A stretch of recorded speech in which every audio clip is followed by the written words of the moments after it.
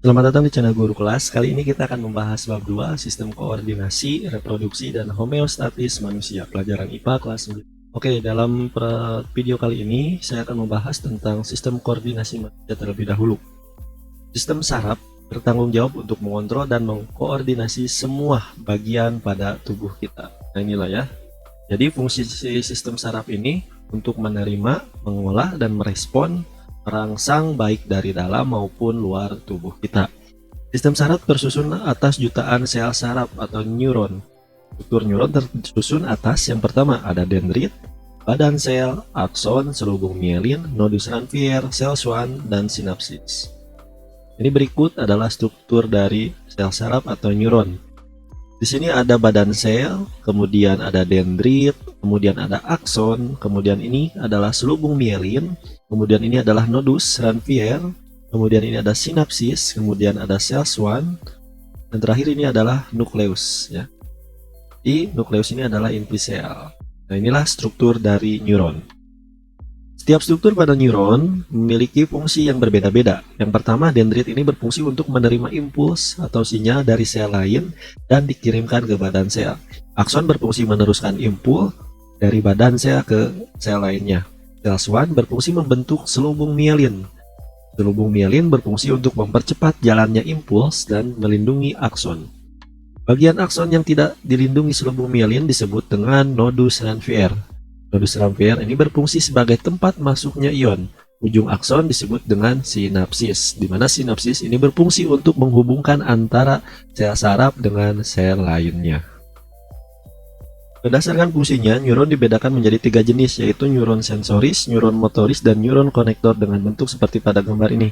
Ini gambar neuron konektor atau bipolar, kemudian ini gambar neuron sensoris atau unipolar, kemudian ini adalah neuron motoris atau multipolar.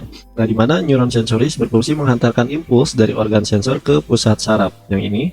Kemudian neuron motoris berfungsi menghantarkan impuls dari pusat saraf ke organ motor atau efektor, seperti otot atau kelenjar, yang ini neuron motoris. Kemudian yang ketiga, ini adalah neuron konektor, menghubungkan satu neuron dengan neuron lainnya. Sistem saraf pusat manusia meliputi otak dan medula spinalis. Baik otak dan medula spinalis dilindungi oleh lapisan pelindung yang disebut meninges. Labut meninges tersusun atas 3 lapisan dari luar ke dalam, yaitu durameter, arachnoid, dan pia meter. Nah, ini adalah neuron konektor. Gerak sadar dan gerak refleks. Gerak sadar yang dilakukan tubuh kita merupakan tanggung jawab otak, sedangkan gerak refleks dikendalikan oleh medula spinalis. Nah, jadi perbedaan gerak sadar dan gerak refleks itu dimana untuk gerak sadar ini melibatkan otak, sedangkan gerak refleks itu dikendalikan atau melibatkan medula spinalis. Struktur otak pada manusia sangat kompleks. Beberapa di antaranya adalah otak besar, cerebrum, kemudian otak kecil atau cerebellum, kemudian kelenjar pineal, kelenjar pituitari, kemudian medula oblongata. Ini adalah mekanisme ya, gerak sadar dan gerak refleks, di mana gerak sadar itu disengaja atau disadari. Yang pertama itu ada impuls atau rangsangan, kemudian ada reseptor yang menerima atau indera, kemudian dilanjutkan ke saraf sensoris, kemudian ke otak, kemudian saraf motor dan efektor atau otot. Sedangkan gerak refleks yaitu yang tidak disengaja atau tidak disadari, itu di mana ada impuls pertama atau rangsang, kemudian melalui reseptor indera, kemudian ke saraf sensoris, kemudian langsung ke sumsum tulang belakang, kemudian ke saraf motor, dan ke efektor atau otot. Jadi perbedaannya adalah jika gerak sadar ini melalui otak ya yang bertanggung jawabnya, kemudian untuk gerak refleks ini adalah sumsum tulang belakang. Struktur otak manusia ini ada beberapa struktur di dalamnya. Ya, terdiri dari cerebrum atau otak besar, kemudian kelenjar pituitari, kemudian medula oblongata, kemudian cerebellum atau otak kecil, dan kelenjar pineal. Otak besar berfungsi sebagai pusat gerakan sadar dan mengolah berbagai impuls dari berbagai macam indera. Otak kecil berfungsi sebagai pusat keseimbangan gerakan, kontrol gerakan mata, serta koordinasi gerakan sadar yang terikat keterampilan, misalnya mengetik dan memainkan piano. Kelenjar pituitari berfungsi sebagai kelenjar yang menghasilkan berbagai macam hormon. Kelenjar pineal berperan dalam pengaturan jam biologis, misalnya waktu bangun tidur dan kebiasaan lainnya. Alat indera manusia yang pertama adalah mata. Struktur mata memungkinkan untuk membatasi atau memaksimalkan jumlah cahaya yang masuk, memfokuskan cahaya, dan membentuk gambar, kemudian mengirimkan gambar ke otak. Struktur bola mata tersusun atas 3 lapisan, yaitu sklera, koroid, dan retina. Nah, ini beberapa bagian atau struktur mata, di mana di sini ada sklera, iris, pupil, kornea, lensa, aqueous humor, otot silaris, vitreous humor, bintik buta. Ini adalah saraf yang nantinya melanjutkan informasi ke otak. Kemudian ada pembuluh darah, retina, dan koroid. Struktur mata dan fungsinya. Yang pertama, sklera merupakan lapisan terluar dari bola mata yang merupakan tempat perlekatan otot ekstrinsik. Yang kedua, bagian sklera yang tembus pandang disebut dengan kornea, yang berfungsi untuk mentransmisi cahaya dan perlindungan mata. Kemudian ketiga, ada koroid, banyak mengandung pembuluh darah untuk memberikan nutrisi pada mata. Retina sebagai lapisan terdalam bola mata untuk menangkap bayangan benda. Di lapisan retina terdapat sel batang dan sel kerucut. Sel batang mengandung pigmen rhodopsin, tidak sensitif terhadap warna dan bekerja saat intensitas cahaya rendah. Yang keenam, sel kerucut mengandung pigmen iodopsin, sensitif terhadap warna dan bekerja saat intensitas cahayanya tinggi. Iris memberikan warna khas pada mata setiap orang. Iris dan pupil berfungsi mengatur kadar intensitas cahaya yang masuk. Lensa mata berfungsi untuk memfokuskan cahaya agar bayangan jatuh tepat di retina. Yang 9, selain itu terdapat cairan aqueous humor dan vitreous humor.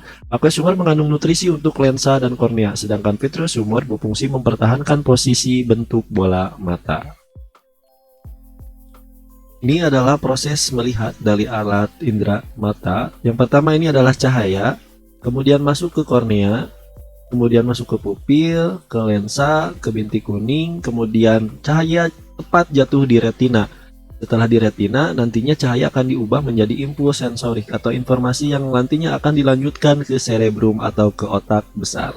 Asosiasi impuls jadi bayangan benda. Kemudian itulah hasilnya, ya, hasil dari semua ini, ya, hasil dari perubahan cahaya menjadi impuls sensorik, maka otak kita itu akan menerima informasi.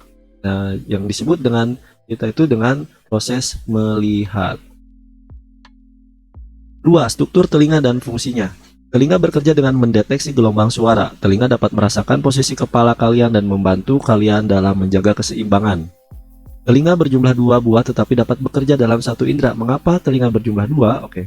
Dua telinga membantu kalian menentukan arah suara. Jika sebuah suara mencapai kedua telinga secara bersamaan, otak kalian akan menempatkan sumber terdengar tepat di depan, di belakang, atau di atas kalian. Jika suara mencapai telinga kiri sebelum telinga kanan, maka otak menempatkan sumber suara di sebelah kiri kalian. Telinga tersusun atas bagian luar, bagian tengah, kemudian dalam. Bagian luar dan tengah berisi udara, sedangkan bagian dalam diisi dengan cairan.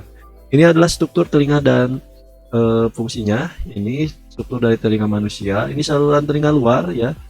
Kemudian ini adalah membran timpani, kemudian ada ingus atau tulang landasan, kemudian ada saluran eustachius, ada tulang martil, kemudian saluran semisirkuler, ada vestibul, kemudian ada cochlea, ya. Jadi inilah indera kedua kita, yaitu telinga. Struktur telinga dan fungsinya. Yang pertama, daun telinga berfungsi menangkap gelombang bunyi. Yang kedua, membran timpani berfungsi untuk memperkuat getaran gelombang bunyi secara mekanis. Kemudian ini masuk ke telinga tengah. Yang tadi telinga luar itu ada daun telinga dan membran timpani. Telinga tengah itu adalah saluran eustachius, berperan dalam menyeimbangkan tekanan udara pada kedua sisi membran timpani. Kemudian yang keempat, ini masih telinga tengah, ada tulang pendengaran. Itu berperan dalam meneruskan getaran gelombang bunyi. Tulang pendengaran ada 3 macam, yaitu malleus atau martil, tulang martil, ada ingus atau tulang landasan, dan stapes atau tulang sanggurdi, ya. Kemudian yang kelima, ada telinga dalam terdiri atas 3 saluran setengah lingkaran dan koklea. Telinga dalam diisi oleh cairan yang berfungsi untuk meneruskan getaran bunyi sehingga menggetarkan rambut pada reseptor pendengaran di organ korti. Rangsang yang diterima oleh reseptor inilah yang akan dibawa ke otak untuk diinterpretasikan. Nah, inilah mekanisme proses mendengar, di mana getaran suara ini ditangkap oleh daun telinga, kemudian dilanjutkan oleh saluran telinga, kemudian membran telinga, membran timpani, masuk ke tulang-tulang pendengar, martil, landasan, sanggurdi, kemudian masuk ke telinga dalam atau tingkap oval, kemudian masuk ke rumah siput. Di rumah siput ada saluran vestibular, kanal timpani, kanal tengah, dan dasar koklea. Kemudian ini ada sel-sel rambut, masuk ke sel-sel rambut, kemudian membran tektorial dan membran basiler masuk ke organ korti, Setelah itu getaran itu akan diubah oleh sel saraf auditory menjadi informasi yang akan dilanjutkan ke otak. Maka kita dapat mendengar suatu suara, ya, sebuah suara atau getaran. Yang ketiga, struktur hidung dan fungsinya. Hidung berfungsi mendeteksi bau karena beberapa partikel kimiawi kecil masuk ke hidung dan larut dalam lapisan lembab di hidung. Hidung manusia biasa dapat mendeteksi sekitar 2000 jenis bau dan dapat dilatih untuk mendeteksi hingga 10.000 jenis. Sel saraf yang berfungsi untuk mendeteksi bau sebagai sel olfactorius, ya. Sel saraf yang berfungsi untuk mendeteksi bau sebagai sel olfactorius terletak di bagian atas rongga hidung. Nah, ini ya, sel saraf olfactory ini, ya, di atas, ya, bagian atas rongga hidung.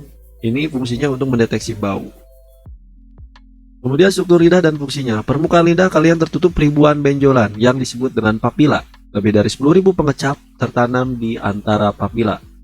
Manusia dapat mendeteksi 5 sensasi rasa utama, yaitu manis, asam, asin, pahit, dan umami. Umami adalah rasa gurih dari glutamat yang ditemukan di daging olahan, keju, monosodium glutamat, umumnya dikenal dengan MSG atau penyedap rasa. Setiap sensasi rasa primer memiliki jenis selera sendiri yang mendeteksinya.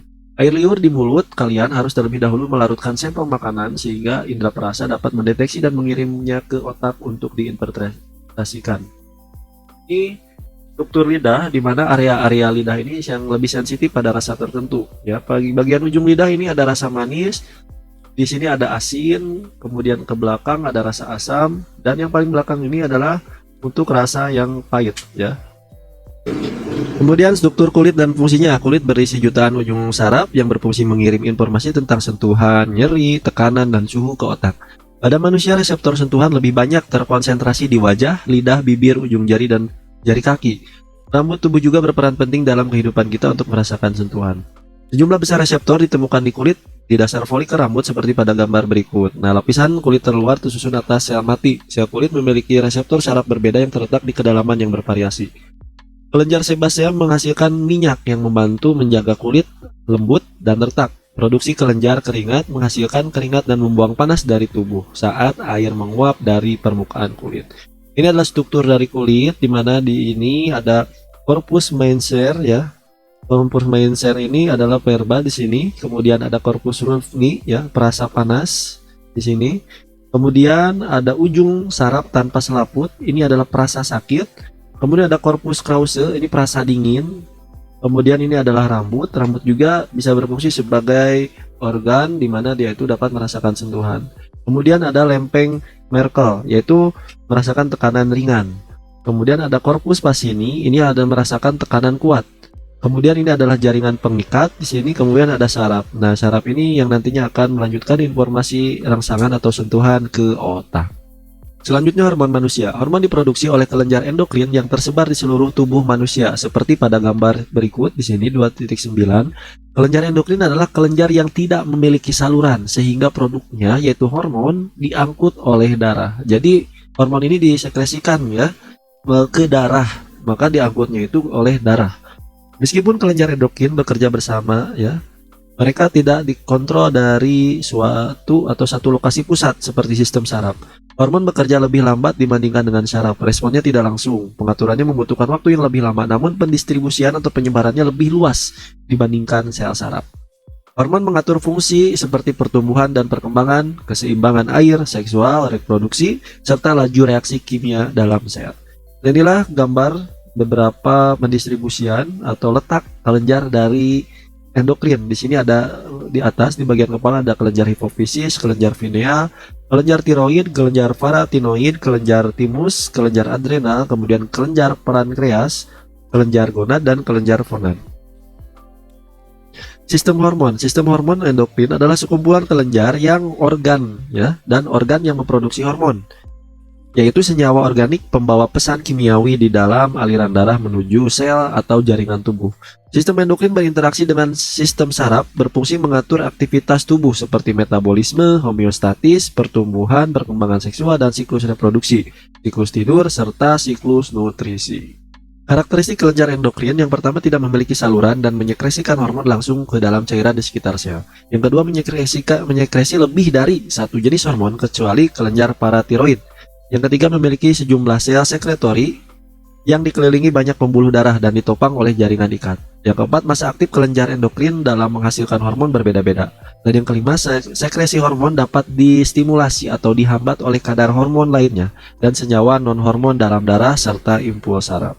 Berikut adalah beberapa kelenjar dan fungsi atau kegunaannya yang berperan dalam tubuh kita. Yang pertama adalah kelenjar hipofisis atau pituitari, itu menghasilkan banyak hormon. Di antaranya adalah hormon GH, pertumbuhan, kemudian TSH, merangsang kerja tiroid, ada ACTH, merangsang kerja adrenal, FSH, pematangan ovum, LH, ovulasi sel telur, ADH, reabsorpsi air di ginjal, dan oksitosin, yaitu kontraksi otot saat melahirkan.